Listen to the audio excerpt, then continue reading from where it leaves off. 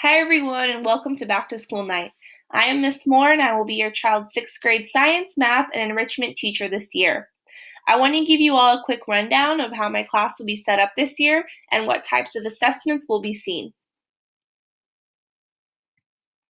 To begin, I want you all to understand my personal philosophy on assessments. I truly believe that assessments should be designed to meet each student's individual needs while also meeting the learning goals of the curriculum that have already been set forth. There are numerous diagnostic assessments that I will implement into my lessons. A diagnostic assessment is a form of pre-assessment that allows me to determine my students' individual strengths, weaknesses, and knowledge prior to instruction. Diagnostics seen in my classroom can range anywhere from daily warm-ups, which are technology-based or paper-based, Google Forms, which are accessible to both myself and students, making it easier for me to collect data on their knowledge level. And lastly, Kahoots, which are a fun and engaging way to assess my students. All of these assessments are informal as they are used to evaluate a student's own performance and progress individually. These assessments are typically done daily in my class. The next set of assessments are formative, which are also informal, and these assessments occur anywhere from daily to weekly. And some common formative assessments in my class are daily oral math and daily oral analogies. And lastly, a few times a week, students will complete an exit ticket for science or math. These are usually not graded, but just gives me a quick understanding of their knowledge on the material that we're learning. The last set of assessments I will give this school year are summative, which are formal assessments. There are not many summative assessments given. The three common ones are the SBAC, chapter tests, and monthly DOA. SBAC is the standardized test, and I will discuss that further in this presentation. And then the chapter tests, which occur about every 2 weeks and assess students' knowledge on all sections of a chapter. And then lastly, students complete daily oral analogy quizzes every day, as I mentioned, though there is one daily oral analogy test at the end of every month that assesses students' knowledge on all of the analogies learned in that month. Along with those assessments mentioned, I also incorporate projects and authentic assessments into my classroom. For example, during math this year, students will complete a fraction kit as seen in this photo below. They will also partake in the mold experiment for science, and this is when they're given numerous foods and objects, and they study how fast they can contract mold. And then lastly, for art enrichment, students will complete a street corner drawing that assesses their ability to draw a city corner and use the correct lines, dimension, and shading to make it seem 3D and realistic. As for authentic assessments, students will complete portfolios in art enrichment, which allows students to track their progress as they continuously collect their projects throughout the whole term. And then also self-assessment will be used in all three of my subjects, and this allows students to assess where they're at individually with the material.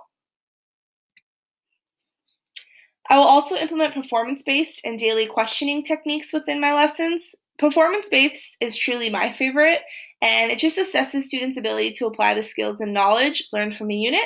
So I will implement gallery walks, which occur in all three subjects, and then presentations, which will most likely be seen in science, and then performances, which is a huge assessment when we reach our drama unit in the spring.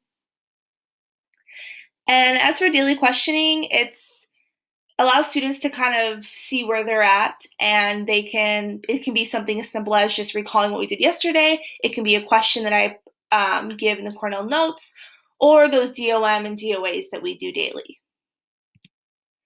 As you can see here, these two tables represent my grading criteria.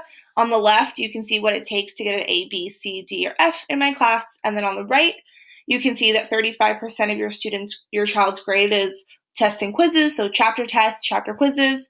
35% is projects, which is like those portfolios or those performances in drama. 10% is classwork, which is Cornell notes or worksheets. Homework is 10% as well, and that's any worksheets or bookwork that I assign. And then participation, which is usually how your child participates in class discussions or partner discussions, and that is also 10% of their grade. There are 3 types of measurements I use in my class: no stakes, low stakes, and high stakes.